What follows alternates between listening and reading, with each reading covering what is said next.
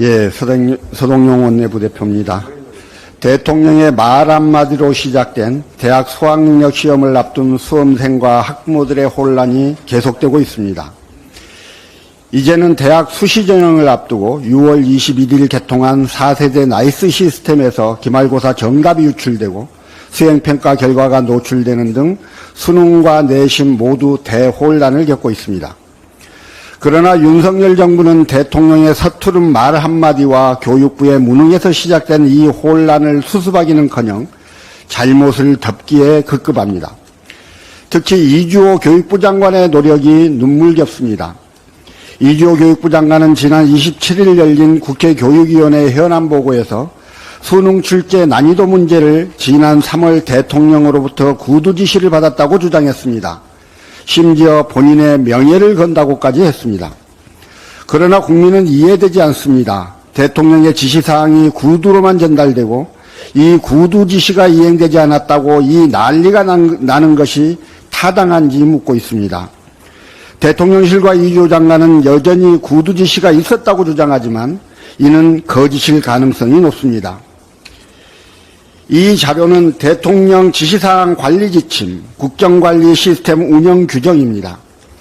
대통령 지시사항 관리 지침은 대통령 지시사항이 정부 안에 신속하고 정확하게 전파되어 해당 기관에서 차질 없이 추진되고 관리될 수 있도록 하기 위하여 그 추진 체계와 관리 방법을 규정함을 목적으로 한다고 하고 있고, 국정관리 시스템 운영 규정은 대통령 지시사항은 관리 카드를 만들어서 지시 구분, 지시 제목, 지시 배경 및 내용, 주제 분야, 지시사항을 관리하는 비서관실 등 총 14가지 항목을 기록에 관리하도록 되어 있습니다.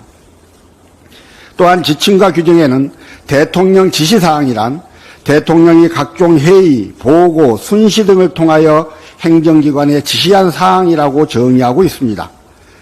이주호 장관이 주장하는 구두 지시도 시스템에 등록하여 관리해야 하는 것입니다. 그러나 시스템 어디에도 없습니다. 교육부 시스템에 등록된 대통령 지시사항은 2022년 6월 7일 최초로 등록된 반도체 첨단산업 인재 양성 지시 이후 올해 6월 5일까지 총 19건이 있는데 그중 수능이란 단어는 한 번도 나오지 않습니다. 시스템에 수능 관련 지시사항이 등록되어 있지 않다는 것은 처음부터 수능 관련 지시가 중요하지 않았거나 아니면 아예 지시하지 않았기 때문일 것입니다. 결국 대통령의 갑작스러운 발언으로 수험생과 학부모를 대혼란에 빠뜨려 놓고 이를 수습하기 위해 교육부가 거짓말과 변명으로 일관하다 수습하지 못하는 지경까지 와버린 것이 아닌지 묻지 않을 수 없습니다. 혹여 교육부 장관의 발언이 사실이라면 대통령실과 교육부는 행정 절차를 이행하지 않은 것이 됩니다. 대통령의 지시사항을 제대로 이행하지 않았다는 이유로 담당 국장이 경질될 정도로 막중한 사안이라면 직접 대통령의 지시사항을 관리해야 되는 기관장인 교육부 장관 역시 경질되는 것이 마땅한 것 아닙니까?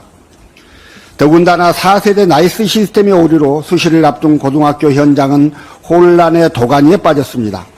대입의 양대 축인 수능과 내신 모두의 신뢰가 훼손되고 있습니다.